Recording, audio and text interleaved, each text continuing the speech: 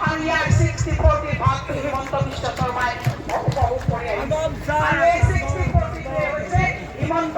আপোনালোকে যি ধৰণে মই ৰাতিপুৱা নুমলীগড়ৰ পৰা আহি থাকোঁতে দেখিছিলোঁ যে বাটে বাটে ৰাইজ ফ্লেগ লৈ পেলাই ৰাস্তাত ৰৈ আছিলে। আজি যুৱ কংগ্ৰেছকো মই ধন্যবাদ দিম যে 2 বছৰৰ আগতে মই যেতিয়া প্ৰথম সভাপতি হৈ কাৰ্বি আংলঙলৈ আহিছিলোঁ তেতিয়া যুৱ কংগ্ৰেছে মোক গৈ পেলাই আমাৰ মানডাল আদৰিছিলে। দলটোৰ বৰ্তমান গোটেই ভাৰতবৰ্ষৰ মানুহে কি ধৰণে আঁকোৱালি লৈছে আপোনালোকে সকলোৱে দেখা পাইছে। আমাৰ ৰকিবুল হুছেইন ডাঙৰীয়াই ক'লে আৰু গোটেই ৰাইজে গম পাইছে যে 3 ডিচেম্বৰৰ দিনাখন ৰিজাল্ট আহিব। তেখেতে 5-0 বুলি কৈছে। 5-0টো হয়েই। মই আৰু দুটা কথা আপোনালোকক মনত পেলাই থৈ যাব বিচাৰিছো। আপোনালোকে 3 তাৰিখে চাব মিজোৰামত বিজেপি যদি জিকে অকল 2টা সমষ্টিত জিকিব, বাকী সবতে হাৰিব মিজোৰামত।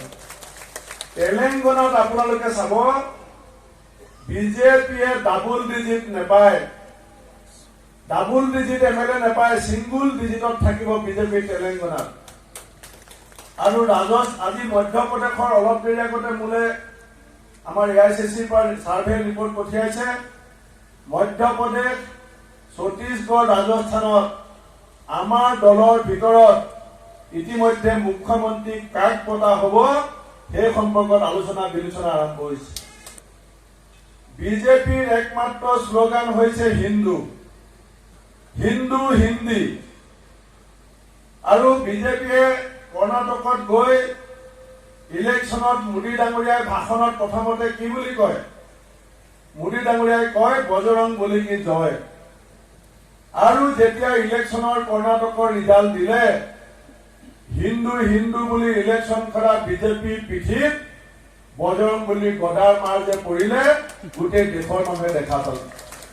আজি কৰ্ণাটকত আপোনালোকে জানে 87% হিন্দু, 6.5 কোটি মানুহ আছে। বিজেপিৰ চৰকাৰ আছিলে, ডাবল ইঞ্জিন চৰকাৰ। দিল্লীত বিজেপি, কৰ্ণাটকত বিজেপি, কিন্তু জিকিলে কোন? কংগ্ৰেছ জিকিল। হিমাচল প্ৰদেশত বিজেপি ৰাষ্ট্ৰীয় সভাপতি JP নাড্ডা ডাঙৰীয়াৰ ঘৰ আৰু 93% হিন্দু হিমাচল প্ৰদেশত। হিন্দু হিন্দু পাৰ্টি বুলি কোৱা বিজেপি নিজৰ ৰাষ্ট্ৰীয় সভাপতি JP নাড্ডা ডাঙৰীয়াৰ ৰাজ্যখনত আজি কংগ্ৰেছ দলৰ পতাকা উৰিছে। যে আপোনালোকে ভালকে নিজৰ সংগঠনটো কৰক, ইলেকশ্যনৰ সময়ত আপোনালোকক আমি পিছফালৰ অলপ জোৰটো লগাই দিম। সেইকাৰণে বন্ধুসকল, এজোপা যে বটবৃক্ষ বৰগছ যে আমাৰ ৰাস্তাত থাকে, বাৰীত থাকে, এই বৰগছজোপা বতাহ ধুমুহাত নপৰে। এই যে এই পাছফালে যে ডাঙৰ ডাঙৰ গছ দেখিছে, এতিয়া চ'ত মাহত যেতিয়া ডাঙৰ বতাহ আহিব এই ডাঙৰ গছজোপা বাগৰি নপৰে। কেলে বাগৰি নপৰে?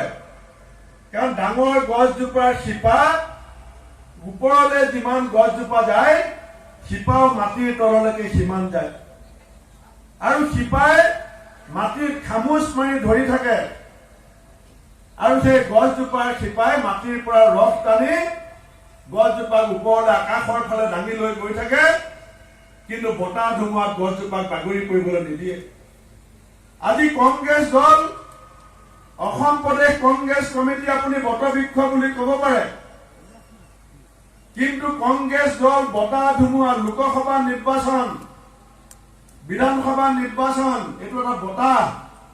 এই বতাহত যদি দলটো শক্তিশালীভাৱে জীয়াই থাকিবলৈ হয়, আমাৰ দলৰ ঘাই শিপা হৈছে আমাৰ বুথ কমিটি।